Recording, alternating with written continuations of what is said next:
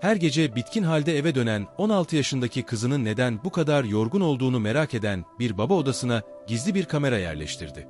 İzlediği görüntüler onu hayatının en karanlık gerçeğiyle yüzleştirdi. Bu hikaye ile ilgili düşüncelerinizi yorumlarda bizimle paylaşmayı unutmayın. Siz olsaydınız ne yapardınız? Ayrıca hangi şehirden izliyorsunuz? Yorumlarda belirtin. Beğenerek ve paylaşarak bize destek olabilirsiniz. İyi seyirler. O yıl Ankara'da ayazlı bir Aralık gecesi yaşanıyordu. Eski bir apartmanın 4. katındaki dairede 47 yaşındaki bilgisayar tamircisi Ahmet Yıldız gıcırdayan demir yatağında döndü durdu. Yan odadan gelen kuru ve hafif bir öksürük sesiyle irkildi. "Zeynep!" diye seslendi yumuşakça. Ancak yanıt gelmedi. Zeynep Yıldız onun 16 yaşındaki kızıydı. Eskiden her sabah okula gitmeden önce özenle topladığı uzun koyu renkli saçları artık çoğu zaman karmakarışık duruyordu. Gözleri merhum annesi Ayşe'nin gözlerine çok benziyordu. Yuvarlak, parlak ama şimdi hep yorgun ve solgundu. Ahmet kapıyı açıp içeri girdiğinde Zeynep'i duvara dönüp kıvrılmış halde buldu. Koridordan sızan loş ışıkta kızının teni neredeyse griye çalan bir soluklukta görünüyordu. "İyi misin?" diye sordu yumuşak bir sesle yatağın kenarına oturarak. Zeynep başını çevirmeden sadece başını salladı. "İyiyim baba. Sadece derslerden çok yorgunum." "Hangi ders bu notlarını böyle düşürüyor?" "Karne defterine baktım," dedi Ahmet biraz sitemle. Zeynep hareketsiz kaldı. "Daha çok çalışırım." Ahmet iç geçirdi. Bir haftadır kızında bir gariplik olduğunu hissediyordu.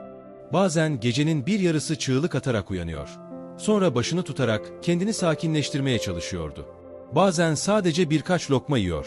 "Tokum," diyordu. Teni solgundu. Dudakları kuru ve çatlamıştı. Gözlerindeki o ifade ise her seferinde babasının kalbini kırıyordu. 2021 yılında yaşanan trafik kazasında eşi Ayşe'yi kaybettiğinden beri hem anne hem baba olmuştu. Kızının saçlarını örmeyi, en sevdiği mantıyı pişirmeyi, sabahları okul önlüğünün düğmesini iliklemeyi öğrenmişti. Başta fena gitmiyordu sanki ama artık her şeyin elinden kayıp gittiğini hissediyordu. Ertesi sabah Kızılay'da küçük bir çay ocağında Ahmet, meslek okulundan arkadaşı Serkan Demir ile buluştu. "Zayıflamışsın Ahmet," dedi Serkan çay doldururken. "Hala uykusuz musun?" "Zeynep yüzünden." Ahmet başını ellerine gömdü. Bambaşka biri gibi oldu. "Tanıyamıyorum." Serkan kaşlarını çattı. "Bir şey söyledi mi?" "Sadece çok ders çalıştığını söylüyor. Ama inanamıyorum. Bir keresinde bileğinde morluk gördüm. Sorduğumda güldü geçti. Başını salladı." "İmkansız. Sence kötü bir şey mi yaşıyor?" "Bilmiyorum," dedi Ahmet çayına dokunmadan. "Bildiğim tek şey çok korkuyorum." "Gerçekten mi?" Serkan bir süre sessiz kaldı. Sonra masaya eğilerek alçak bir sesle konuştu. "Madem bu kadar endişelisin, kamera tak. Tanıdığım biri var. Murat Aydın. Güvenlik sistemleri kuruyor. Ofislere falan yapıyor genelde. Bir tane koridora, bir tane de odasına, dikkatli bir yere yerleştirsen yeter yani." "Casusluk mu yapayım?" "Kontrol etmek için değil, korumak için. Buralar artık eskisi gibi değil." O gece Zeynep dershaneye gitmişti ve henüz eve dönmemişti. Ahmet, Murat Aydın'ın getirdiği kamera setini aldı. Büyük bir özenle bir kamerayı Zeynep'in odasına giden koridorun üstüne, diğerini ise odadaki lambanın içine saklayarak yerleştirdi. Hiç suçluluk duymadı. Artık kızının mahremiyetine girmekten utanmıyordu. İçinde sadece büyüyen bir endişe vardı. Göğsünü ezen bir panik dalgası gibi. Gece saat 1:00 civarında Ahmet hala uyumamıştı. Zeynep her zamanki gibi sessizce eve gelmiş, soğuk yemeğini yemiş ve tek kelime etmeden odasına kapanmıştı. Saat 2:10 olduğunda Ahmet hafif bir sesle irkilerek uyandı. Koridora adım attı. Etrafta kimse yoktu. Zeynep'in kapısı kapalıydı. Kapıya kulağını dayadığında bir tıkırtı duydu. Pencere mandalının açılma sesi gibi. Hemen geri döndü. Telefonundaki izleme uygulamasını açtı. Siyah beyaz görüntüler yüklendi. Zeynep siyah bir kapüşonlu mont giymişti. Saçı geriden bağlanmıştı. Sessizce pencereyi açıyor ve balkona çıkıyordu. Saat damgasına baktı. 1:48. "Allah'ım!" diye fısıldadı Ahmet, ellerini yumruk yaparak. Birkaç dakika sonra siyah mont giymiş, motosiklet kaskı takan bir figür belirdi. Motosikletin yanında bekliyordu. Zeynep koşarak yanına gitti. Motosikletin arkasına bindi ve ikisi birlikte gecenin karanlığında gözden kayboldular. Ahmet nefes alamadı. Dizlerinin bağı çözüldü, yere yığıldı. Elleri titriyordu. Ertesi sabah Zeynep saat 5:00 civarı eve döndü. Ahmet onu görmezden gelip uyuyor numarası yaptı. İçinde fırtınalar dönüyordu. O adam kimdi? Nereye gitmişlerdi? Ne yapıyordu? Bilekleri neden morarmıştı? Gözleri neden bu kadar umutsuz görünüyordu? Tekrar kamera kayıtlarına göz attı. Son 30 gün içinde bu sahne tam 22 kez tekrar etmişti. Aynı akşam yemeğinde Ahmet, Zeynep'in karşısına oturdu. "Dün gece saat 01:48'de nereye gittin?" Zeynep irkildi, başını kaldırdı. "Ne diyorsun baba?" "Pencereden dışarı çıktığını gördüm. Odaya kamera taktım." Zeynep elindeki çatalı yere düşürdü. Yüzü bembeyaz olmuştu. Beni gözetledin mi?" "Evet, çünkü korkuyorum. Anneni zaten kaybettim. Seni de kaybetmek istemiyorum." Zeynep gözyaşlarına boğuldu. Ama hala tek kelime etmedi. Sadece yüzünü elleriyle kapattı ve başını iki yana salladı. Alt katta oturan komşusu emekli güvenlik görevlisi Cengiz Kaya, Ahmet'e durumu kısaca anlattığında şöyle dedi: "Bu kız bir şeyler yaşıyor. Birkaç kez geç saatlerde eve geldiğini gördüm. Gözleri kıpkırmızıydı, dengesiz yürüyordu." Ahmet sessiz kaldı. Cengiz iç geçirdi. "Ama bak, fazla üstüne gitme. Zaten canı yanıyor." O gece Ahmet telefonu elinde yatağa uzandı. Gözleri açık, kalbi fırtına gibiydi. İçinden geçen bir yan, Zeynep'in kapısını kırıp gerçeği haykırmak istiyordu. Ama daha güçlü olan bir başka ses uyarıyordu: "Bunu yanlış yaparsan onu sonsuza dek kaybedersin." 2 gün sonra Zeynep okuldayken, Ahmet salonda oturmuş gözlerini dizüstü bilgisayar ekranına dikmişti. Kaydettiği tüm videoları teker teker açtı. Elleri titriyordu. Zaman damgası 1:48. Zeynep yine pencereyi sessizce açmış, siyah montunu giymiş halde dışarı süzülmüştü. Motosikletin yanında maske takmış bir adam bekliyordu. Zeynep motosiklete atladı. Adama sarıldı ve ikisi birlikte Ankara gecesinin karanlığına karıştılar. Ahmet dişlerini sıkarak mırıldandı: "Bu herif de kim?" İleri sardı. Saat 4:47. Motosiklet geri döndü. Zeynep dengesiz adımlarla indi. Duvara tutunarak ayakta durmaya çalıştı. Sol bileğinde derin mora dönmüş bir morluk vardı. Balkon kapısını açtı. İçeri girdi. Yere yığıldı ve ardından yatağına sürünerek geçti. Ahmet dona kaldı. İzledikleri kalbine saplanan bir bıçak gibiydi. İmkansız. O daha sadece 16 yaşında. Geçmiş bir aylık klasörü açtı. Her gece 01:30-02:00 arasında dışarı çıkma. Hepsi eksiksiz. 22 kez tekrar etmişti. Artık daha fazla dayanamadı. Ahmet bir anda ayağa kalktı ve elini masaya sertçe vurdu. Telefonunu kaptı ve aradı. "Serkan, benim. Yine yardımına ihtiyacım var. O adamın kim olduğunu öğrenmem gerek. Her şeyi bilmeliyim." "Sakin ol. Ne oldu?" "Kızım gizlice dışarı çıkıyor. Sadece biri onu alıyor. Geri döndüğünde vücudu morluk içinde. Video var elimde. Gerçeği öğrenmem gerek." Tamam. Dinle. Birini tanıyorum. Faruk Öztürk. Eskiden polisti. Şimdi özel dedektiflik yapıyor.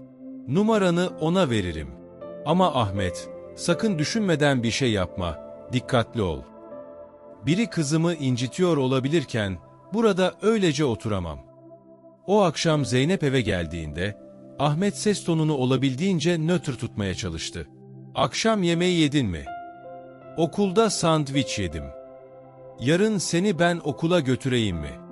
Zeynep başını iki yana salladı. "Gerek yok. Bir arkadaşımla gideceğim."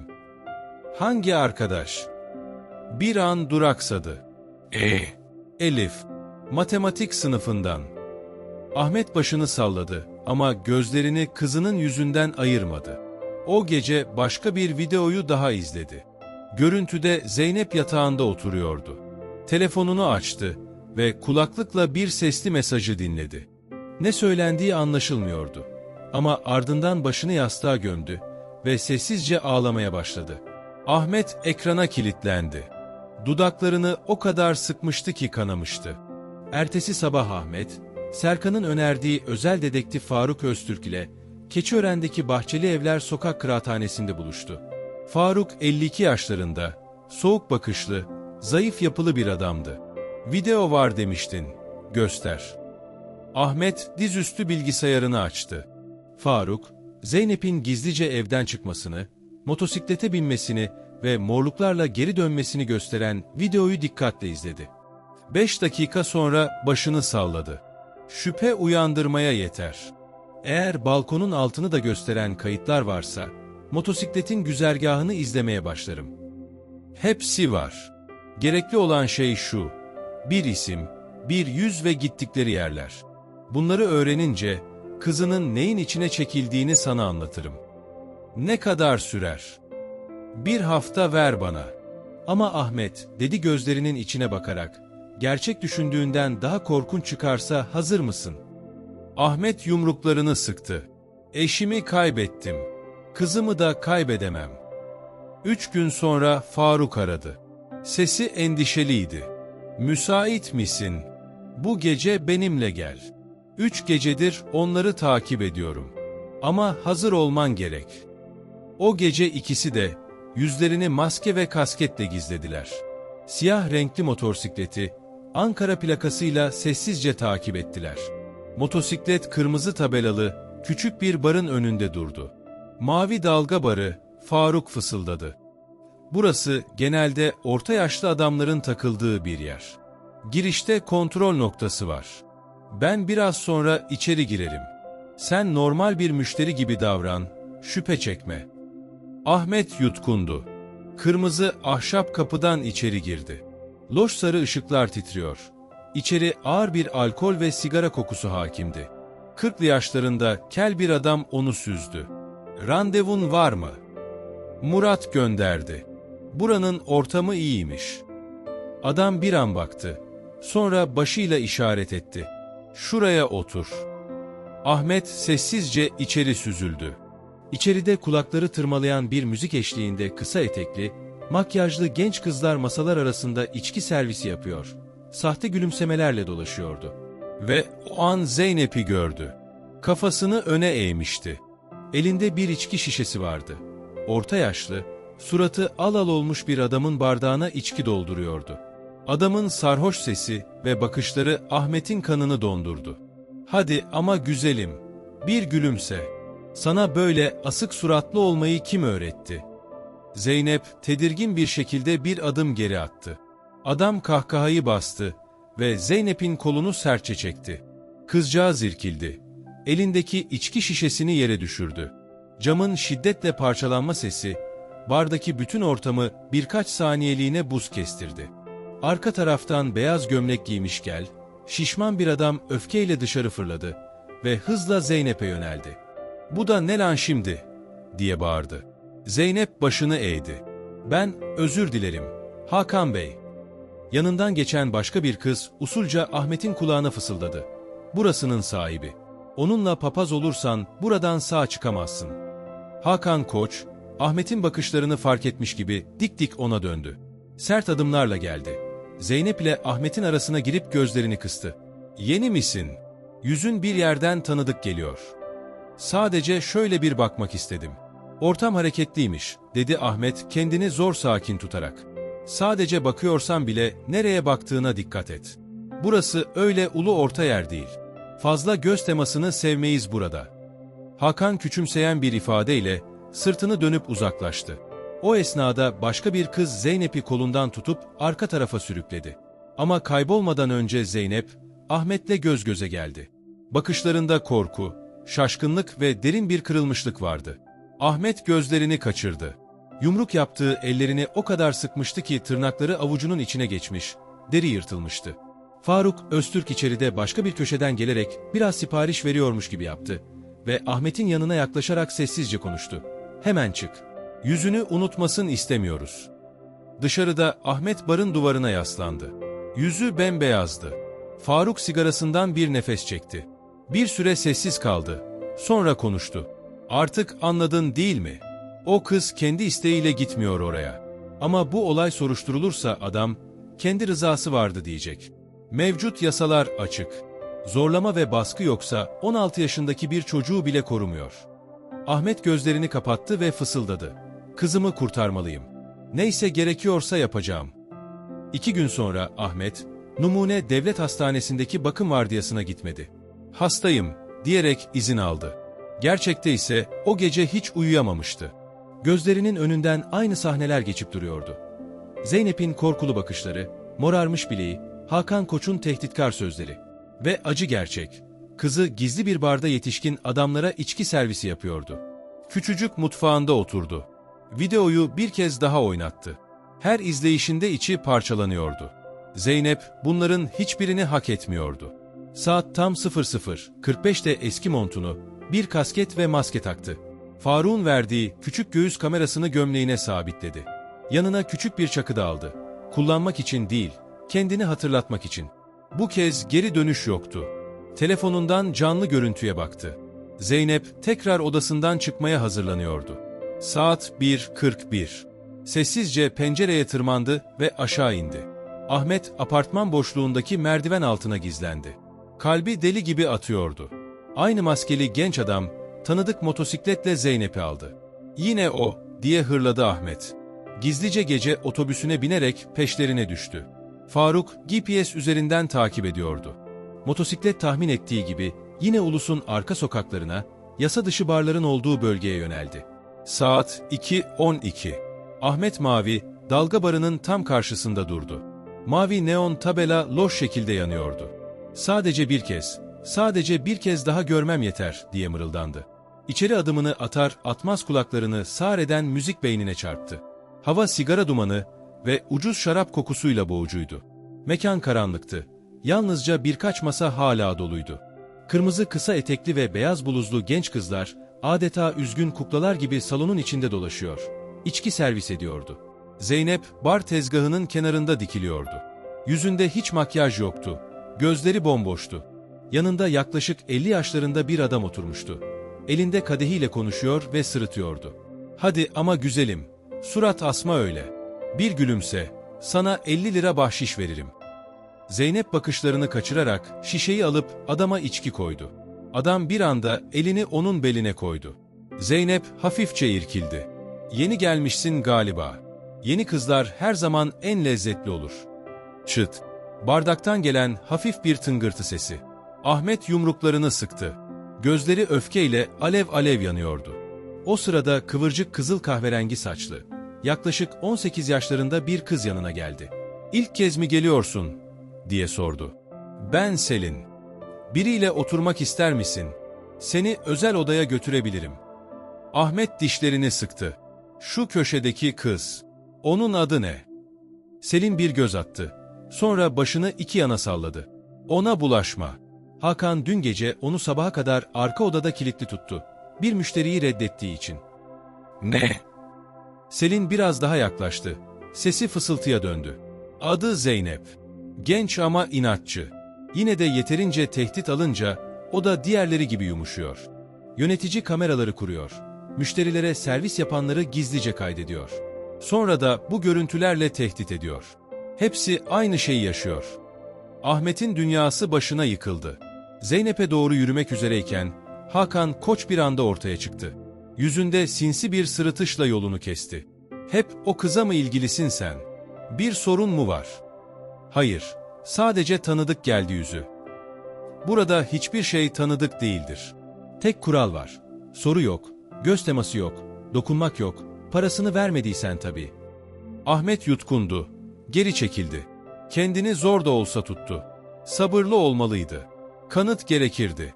Saat 2:43. Saçları ağarmaya başlamış, takım elbiseli bir adam içeri girdi. Hakan'a başıyla selam verdi. Sonra Zeynep'i işaret etti. Zeynep zoraki bir gülümsemeyle öne çıktı. Adama içki koydu. Adam onun kulağına bir şey fısıldayınca Zeynep'in yüzü bir anda bembeyaz oldu. Geri çekilmek istedi. Adam bileğini kavradı, yaklaştı. "Ben zaten parasını verdim. Yapmak istemiyorsan Hakan'ı çağırırım." Zeynep titredi. Sesi zar zor duyuldu. Lütfen yapmayın. Ben sadece içki servisi yapıyorum. Burada kuralları sen koymazsın. Adam onu kolundan çekip yanına oturttu. Eli Zeynep'in bacağına doğru kayarken Ahmet yerinden kalktı. Gömleğine sabitlediği göğüs kamerasını sımsıkı kavradı. Ayakta zor duruyordu. Barın dışına kendini zor attı.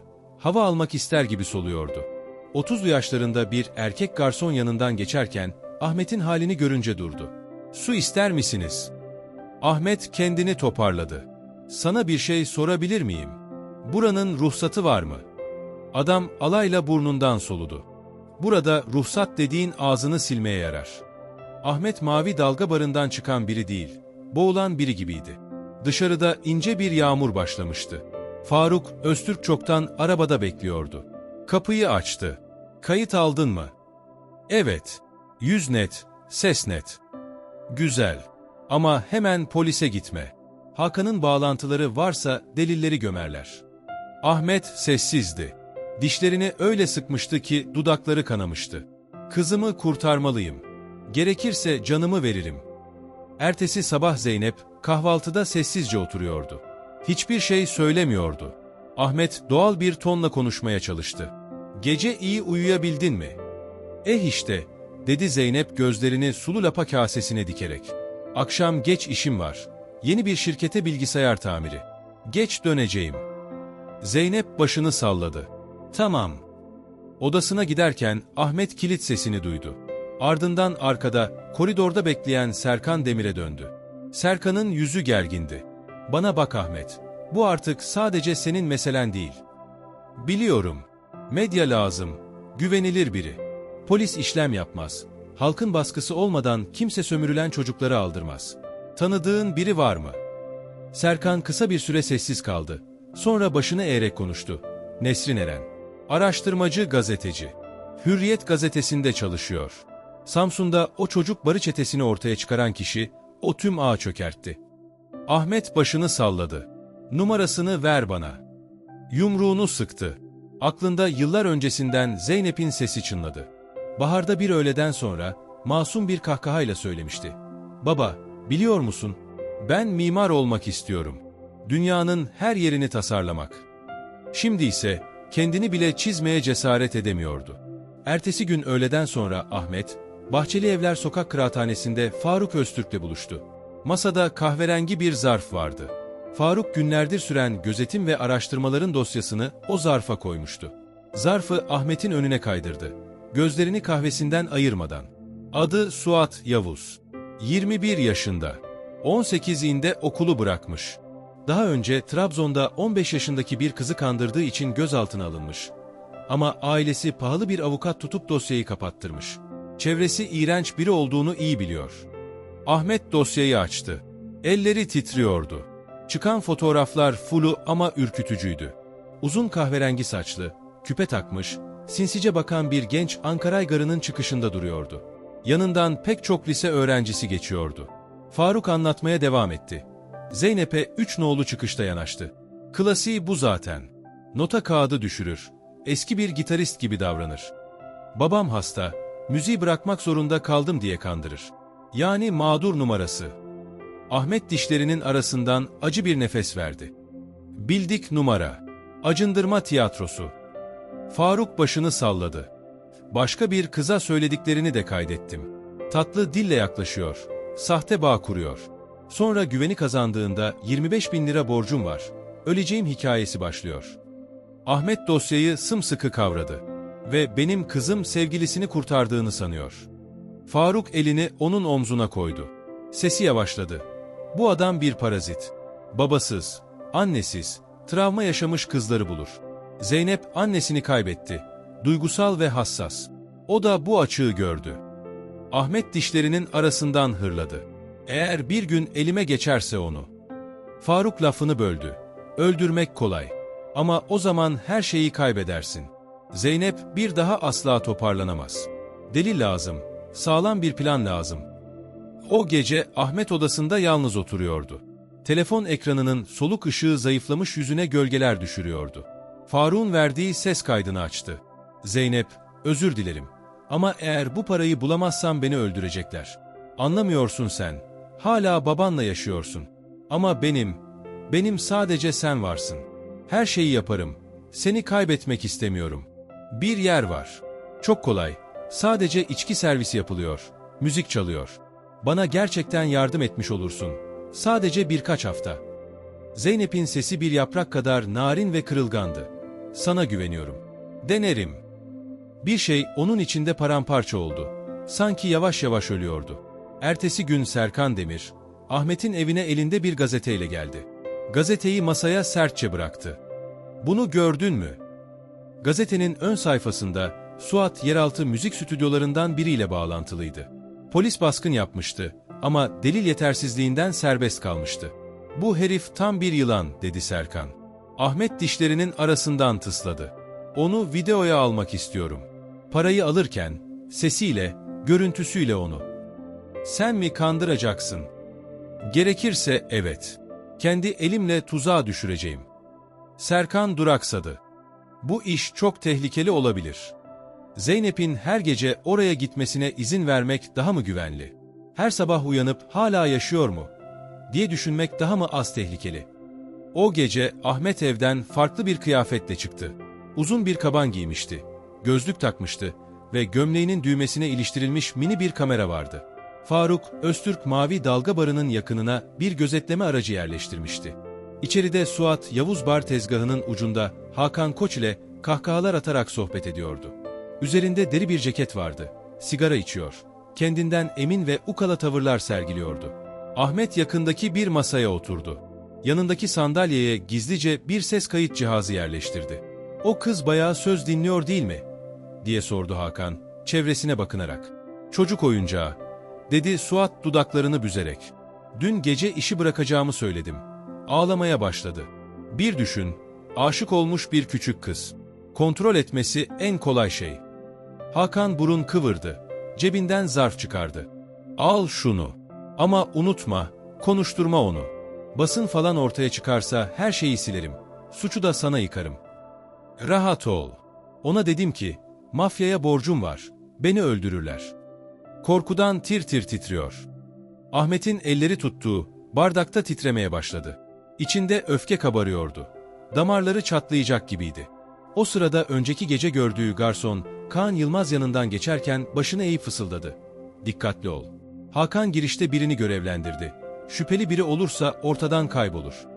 Ahmet hafifçe başını salladı. "Sağ ol, dikkat ederim." Kaan'ın sesi titriyordu. "O senin kızın değil mi?" "Evet. Benim kız kardeşim de Suat gibi biri tarafından kandırıldı. İntihara kalkıştı. Eğer tanığa ihtiyaç varsa ben konuşurum." Ahmet boğazı düğümlenerek başını salladı.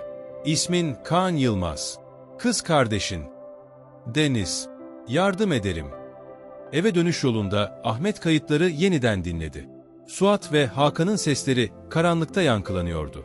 O umursamazlık, o yüzsüzlük, bir çocuğun acısından keyif alır gibi konuşmaları Ahmet'in kanını dondurdu.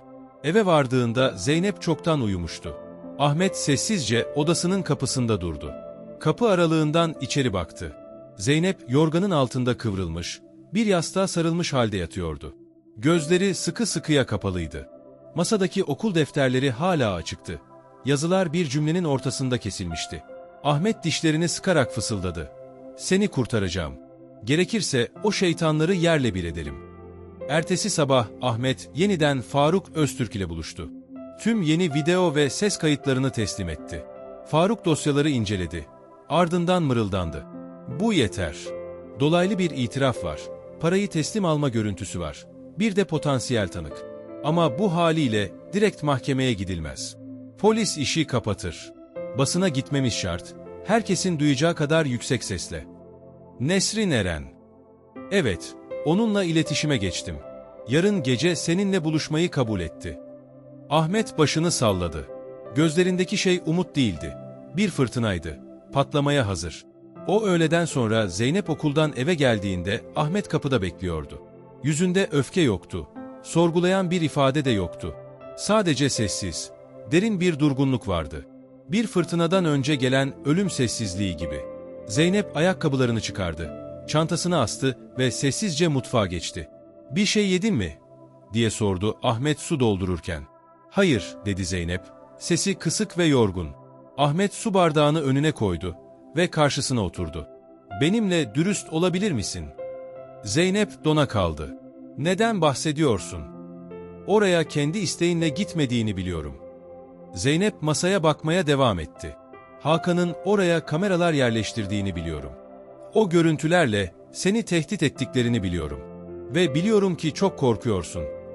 Zeynep titremeye başladı. Dudaklarını sımsıkı kapattı. Bir an sonra gözyaşları geldi. Sesi çatladı. "Eğer o videoyu yayınlarsa yaşayamam." "Ne zaman çektiler o videoyu?" diye sordu Ahmet. Zeynep'in sesi titriyordu. "O ilk gece. Sadece içki servisi yapacağımı sanmıştım. Ama bir adam bana dokundu. Onu itmeye çalıştım. Sonra biri beni kolumdan çekip bir odaya götürdü. Her şeyi hatırlamıyorum. Sadece kırmızı ışıklar ve bir kamera." Ahmet yumruklarını öyle sıktı ki parmak kemikleri bembeyaz kesildi. "Onlar bunu 16 yaşında bir kıza yaptılar." Zeynep devam etti.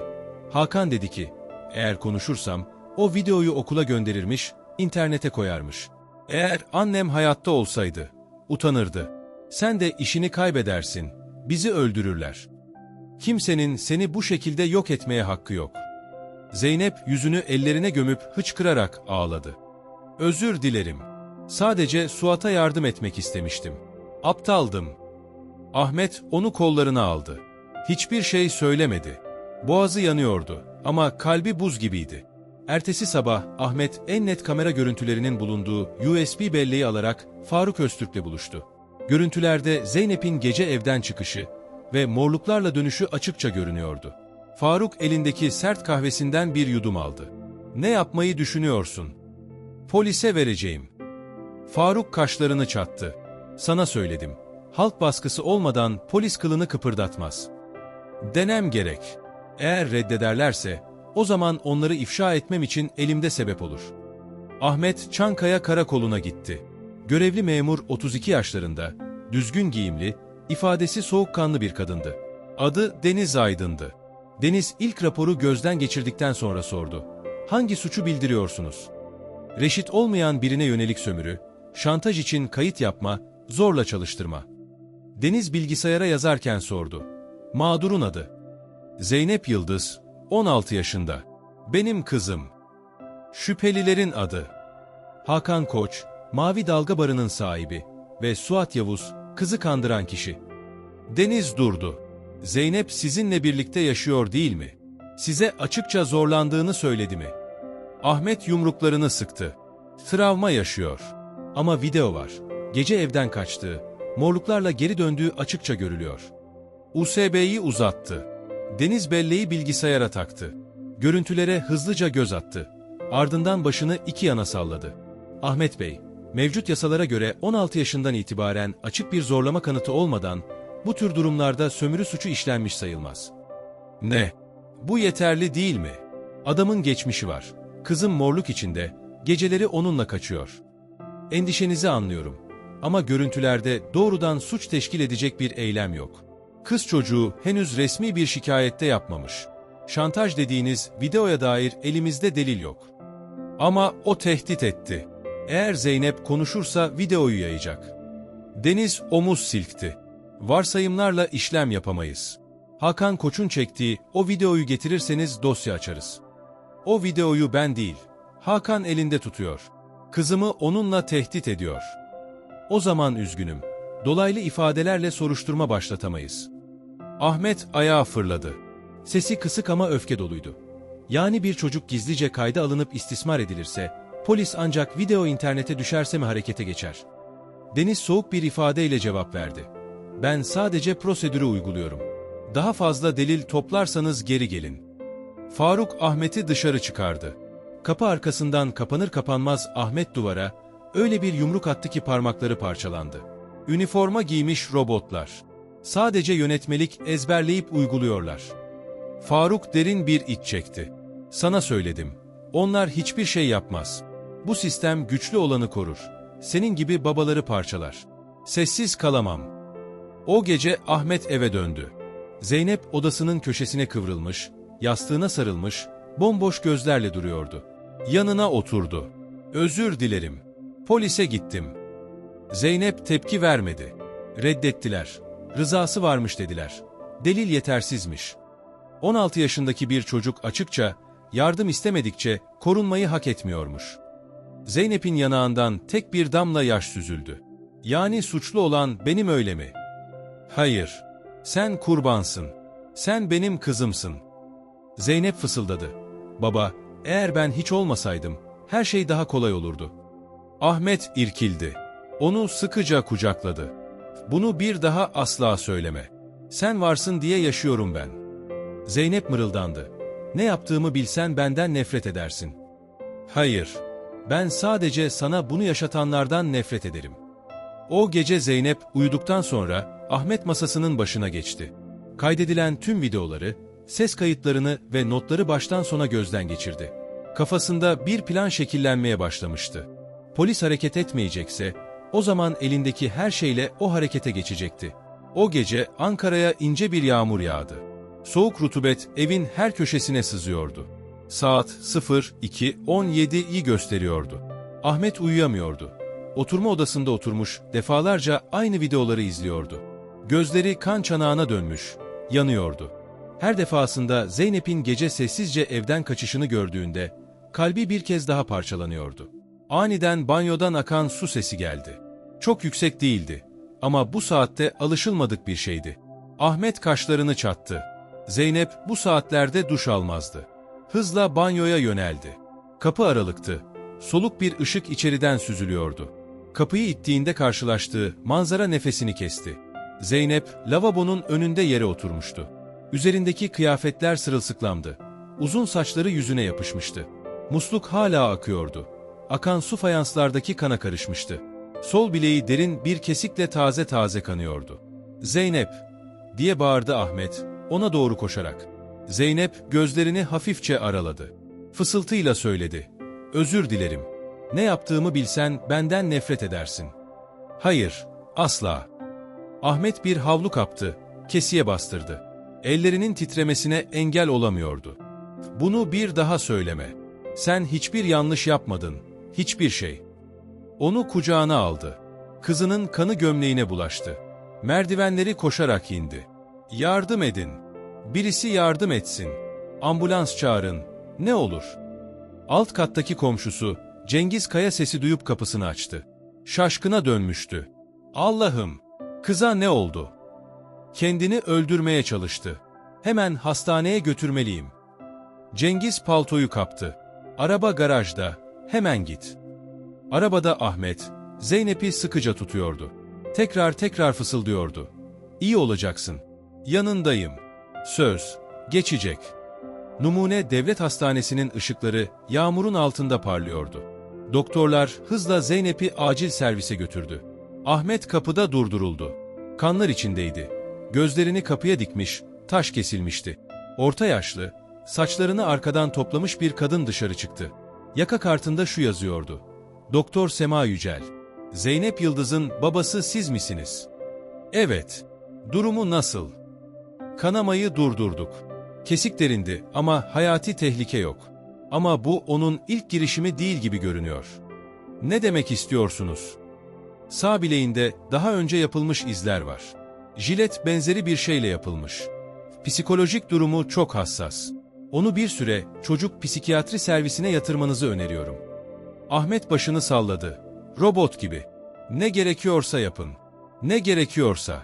Kısa süre sonra 42'li yaşlarında, sesi yumuşak ama net çıkan bir kadın geldi. Adı Selin Özen'di. Psikologtu. "Ahmet Bey, daha sonra Zeynep ile özel görüşmem gerekecek. Ama önce size sorayım. Sizce kızınız istismara uğradı mı?" "Evde değil. Ama dışarıda. Onu mahvettiler." Ahmet olan her şeyi anlatmaya başladı. Sesi çatladı ve sonunda sustu. Ahmet'in elleri titriyordu. Selin Özen lafını kesmedi. Sadece dinledi. Ahmet anlatmayı bitirdiğinde başını salladı. "Size inanıyorum. Detaylı bir rapor hazırlayacağım. Ama bu raporun yasal bir karşılığı olmazsa, o insanlar ellerini kollarını sallayarak gezer." "Peki ne yapmalıyım?" "Her şeyi belgeleyin. Her tehdit, her ödeme, her kelime. Sonra da kamuoyuna açıklayın. Basını devreye sokun.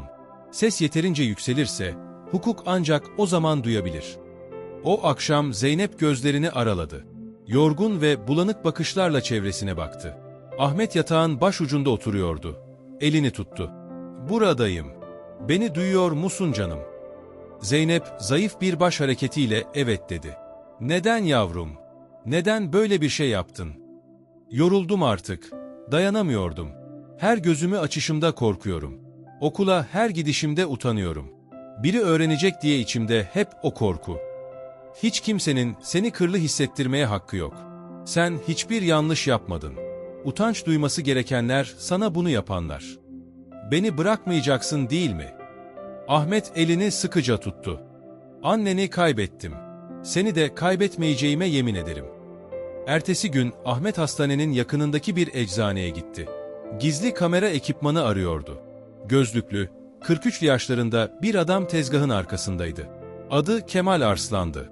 Durumu kısaca anlatınca Kemal küçük bir kese çıkardı. "Bu bir düğme kamerası.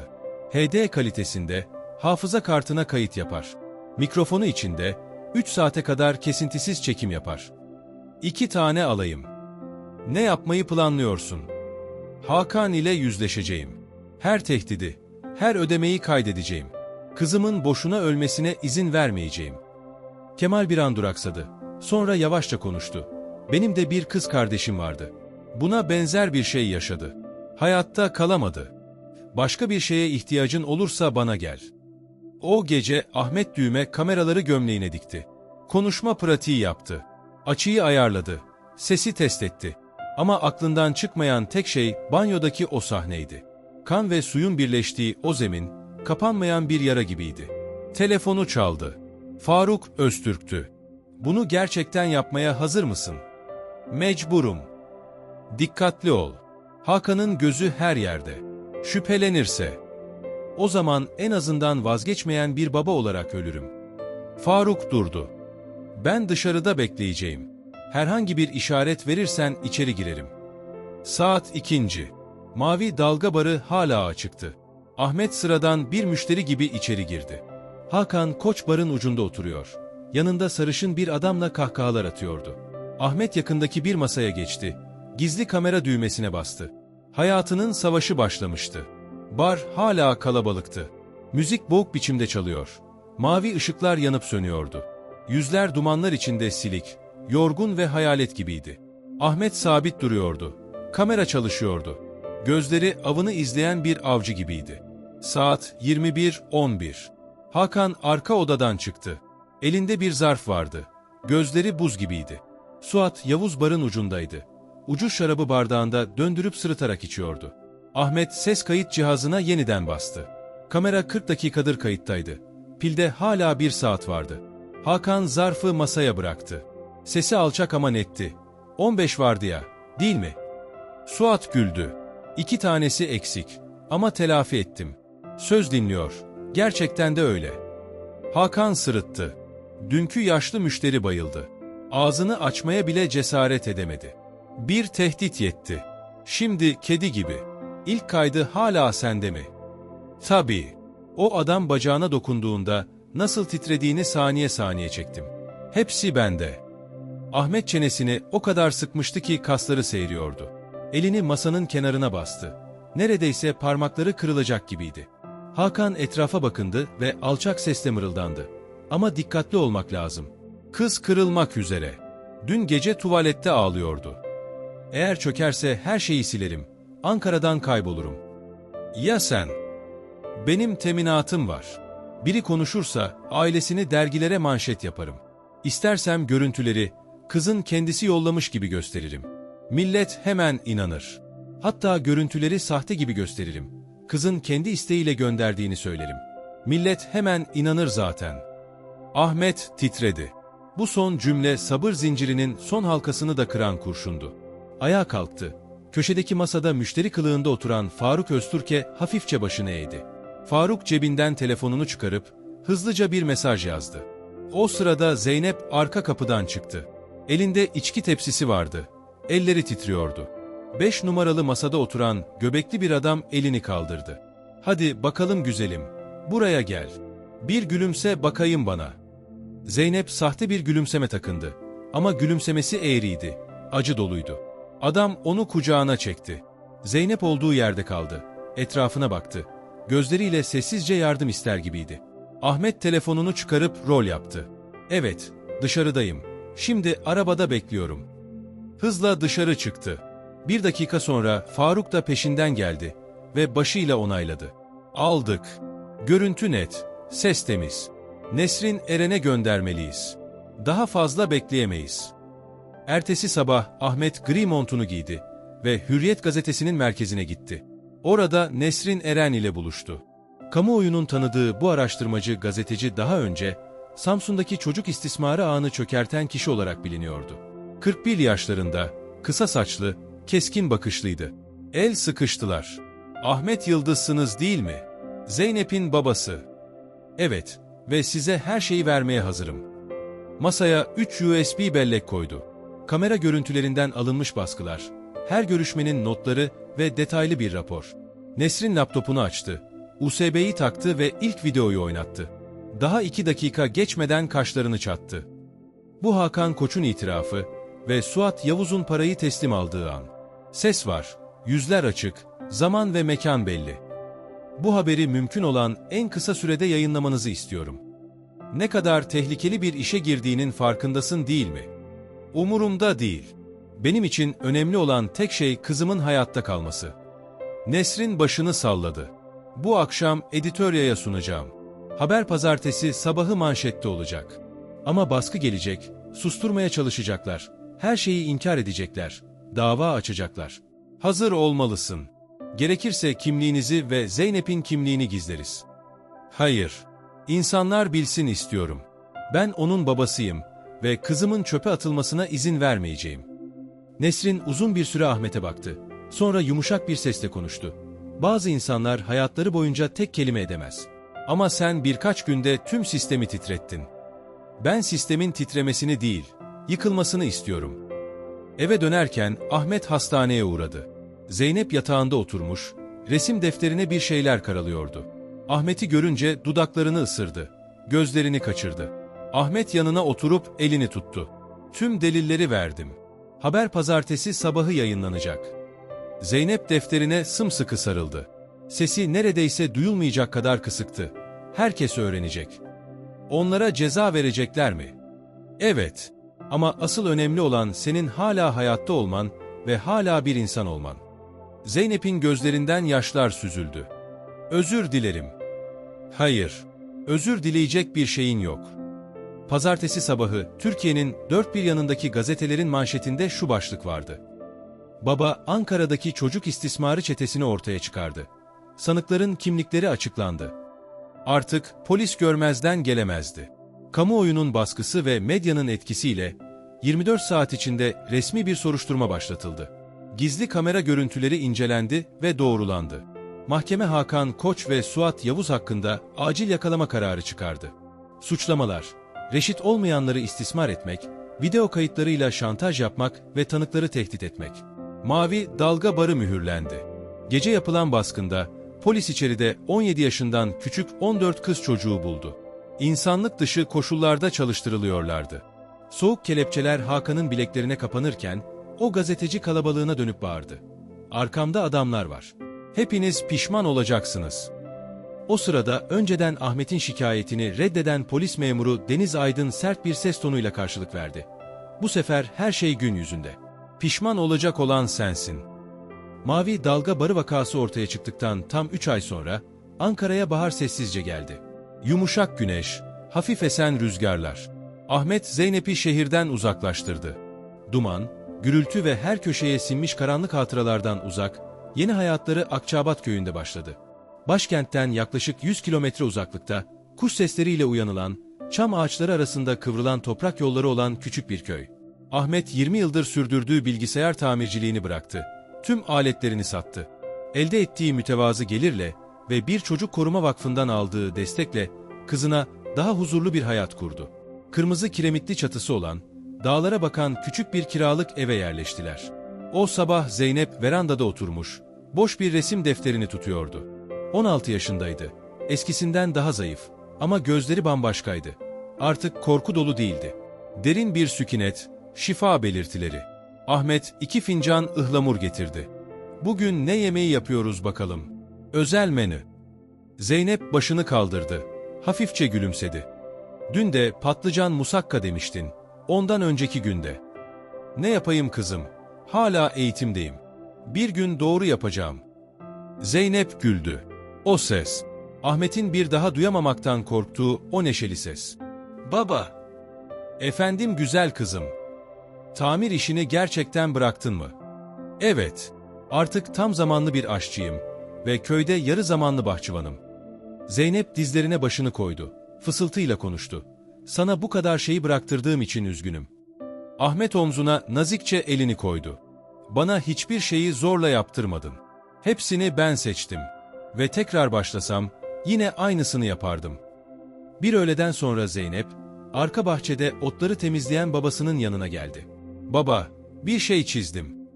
"Yine." Ahmet ellerini pantolonuna silip defteri aldı. İlk sayfada kara kalem bir çizim vardı. Yağmurda kıvrılmış bir kız çocuğu, saçları sırılsıklam, gözleri yere dönük. Üzerinde kamburu çıkmış bir adam şemsiye tutuyordu. Yağmur artık kıza değmiyordu. Alt köşede küçük eğik harflerle şu yazıyordu: "Vazgeçmediğin için teşekkür ederim." Ahmet uzun süre baktı çizime. Gözleri doldu. Ama bir kelime bile çıkmadı ağzından. Zeynep başını eğdi. "Çok iyi olmadı." "Hayır, bu şimdiye kadar gördüğüm en güzel şey. Sadece bilmeni istedim. Minnettarım." Ahmet yavaşça başını salladı. Sesi titriyordu. "Sen de şunu bilmelisin. Bundan sonra ne zaman yağmur yağsa, ben hep o şemsiyeyle sana doğru koşacağım. Nerede olursan ol." Bir hafta sonra Nesrin Eren'den bir mektup geldi. Bu dava sürecinde gerçeği ortaya çıkarmaya yardımcı olan gazeteciydi. Mektubunda şöyle yazıyordu: "Sayın Ahmet Yıldız, soruşturma hala devam ediyor. Hakan Koç ve Suat Yavuz şu anda tutuklu ve dava tarihini bekliyorlar. Gönderdiğiniz görüntüler 14 kızın, aralarında tanıklık etmeyi teklif eden Kaan Yılmaz'ın kardeşi Deniz de var, kurtarılmasında ana delil oldu. Sadece bilmenizi istedim. Vazgeçmediğiniz için hayatlar kurtuldu." Zeynep mektubu sessizce okudu. Sonra fısıldadı. "Baba." "Efendim canım." "Gerçekten birçok kişi mi kurtuldu?" "Evet, ve onlardan biri de sensin." Zeynep gözlerini kapadı. Bir damla yaş yanağından süzüldü. Ne ağlama sesi, ne titreme. Sadece eski bir kiremit çatıya düşen ilkbahar damlası gibi sessiz ve ağır. Birkaç hafta sonra Doktor Selin Özen köy evine ziyarete geldi. Zeynep'i psikiyatri servisine yattığından beri takip ediyordu. Görüşmelerinin ardından Ahmet'e bilgi verdi. İnanılmaz bir ilerleme kaydediyor. Hala derin yaraları var ama eskisi gibi kaçmıyor artık. En önemlisi de yeniden anlatmaya başladı. Ahmet gözlerini kırptı. Anlatmaya mı? Annesinden bahsetti. Okuldan, Gençlik Parkı'ndaki dondurma günlerinden ve bugün yeniden mimar olma hayalinden söz etti. Ahmet hafifçe gülümsedi. Hep derdi zaten. Ama o hayal o canavarlar tarafından paramparça edildi. Hayır, sadece katlanmıştı bir süre. Şimdi tekrar açılmaya başlıyor. O sırada Zeynep arka bahçeye çıktı. Selin lavanta çiçeklerinin fotoğrafını çekiyordu. "Selin Hanım." "Evet tatlım. Resmimi bitirdim. Görmek ister misiniz?" Selin gülümsedi. "Elbette isterim." Zeynep resim defterini açtı. Yeni sayfayı çevirdi. Bir güneşli tarlaydı. Yeşil sarmaşıkların sardığı küçük bir ev, bahçede 2 figür duruyordu. Bir baba ve bir kız. Ellerini tutmuyorlar. Ama gölgeleri yerde birleşiyordu. O akşam Ahmet ve Zeynep köy yolunda yan yana yürüdüler. Çam ağaçları rüzgarda hışırdıyordu. Uzakta inekler otluyor. Çıngıraklar hafifçe şıngırdıyordu. "Baba." He. "Her şeyi bırakıp Ankara'dan ayrıldığın için pişman mısın?" Ahmet gökyüzüne baktı. Yapraklar arasından süzülen altın ışık huzmelerine. "Ben hiçbir şeyi bırakmadım. Yanıma sadece en değerli şeyi aldım." "Neymiş o?" "Sensin."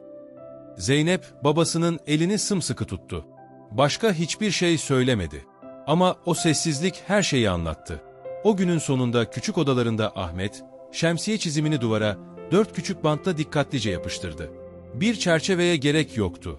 O resmin süslü olmasına da değil, sadece kalbinin en kutsal köşesinde olmasına ihtiyacı vardı.